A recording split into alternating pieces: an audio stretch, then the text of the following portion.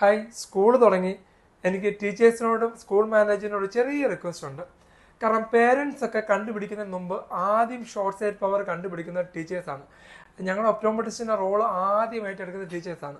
കാരണം എങ്ങനെയെന്നല്ല, സ്കൂളിൽ വരുന്ന കുട്ടികൾ ബോർഡ് കാണാൻ പറ്റുന്നില്ല, അത് ഇങ്ങനെ സ്ക്യൂസ് ചെയ്ത് നോക്കാറുണ്ട്, അല്ലെങ്കിൽ ബോർഡ് കാണാൻ പറ്റുന്നില്ല ടീച്ചേഴ്സിനോട് പറയാറുണ്ട്. അങ്ങനെയുള്ള ഞങ്ങളുടെ കുട്ടികളുടെ പേരൻസിനെ ആദ്യം തന്നെ ഇൻഫോം ചെയ്യാം. അവർ എത്രയും പെട്ടെന്ന് ഒപ്റ്റോമെട്രിസ്റ്റിനെ കാണുവാണെങ്കിൽ അവർ കറക്റ്റായിട്ട് കാഴ്ച പരിശോധിച്ച് വേണ്ട ടേക്ക് കെയർ ചെയ്യുന്നതാണ്. അതോടൊപ്പം തന്നെ എനിക്കൊരു റിക്വസ്റ്റുണ്ട്.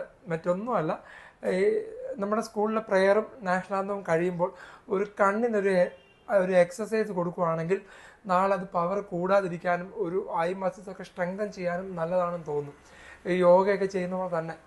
അപ്പം കാരണം അത് ടീച്ചേഴ്സിനെ കൊണ്ട് പറയും. കാരണം പേരൻസ് പറഞ്ഞാൽ കുട്ടികൾ കേൾക്കണം നിർബന്ധമൊന്നുമില്ല. കാരണം എന്നെ ഒത്തിരി തന്നെ ഇൻഫ്ലുവൻസ് ചെയ്തത് ടീച്ചേഴ്സാണ്. ടീച്ചേഴ്സ് കാരണം മാത്രം രക്ഷപ്പെട്ട ഒരു വ്യക്തിയാണ് ഞാൻ. അപ്പം അതുകൊണ്ടൊരു റിക്വസ്റ്റാണ്. അപ്പം ടീച്ചേഴ്സിന് മറ്റൊന്നുമല്ല, സ്കൂളിലെ പ്രെയറും നാഷണൽ ആന്തവും കഴിയുമ്പോൾ ഇങ്ങനെ പെന്നല്ല പെൻസിൽ എടുക്കുക, കുട്ടികൾ ഇങ്ങനെ അടുത്തോട്ട് കൊണ്ടുവരിക.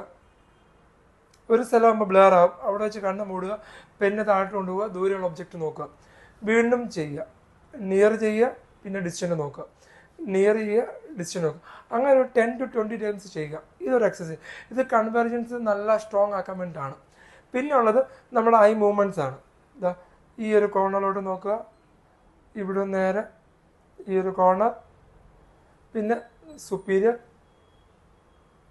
അവിടെ നേരെ ഇൻഫീരിയർ, അതിനുശേഷം നമുക്ക് ഒബ്ലിക്, ഈ ഒരു കോർണർ നേരെ ഇൻഫീരിയർ, പിന്നെ ഈ ലാറ്ററൽ, ഈ ഒരു ഒബ്ലിക് ഇങ്ങോട്ട്. അങ്ങനെ എല്ലാ കോർണേഴ്സും. പിന്നെ ഐ റൊട്ടേഷനും.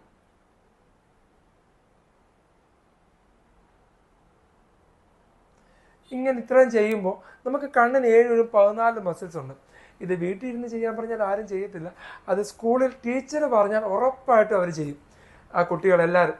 അങ്ങനെ ചെയ്താൽ നമ്മുടെ ഈ ഐബോൾ വലുതാകുന്ന ടെൻഡൻസിയാണ് ഷോർട്ട് സൈറ്റ് എന്ന് പറയുന്നത്.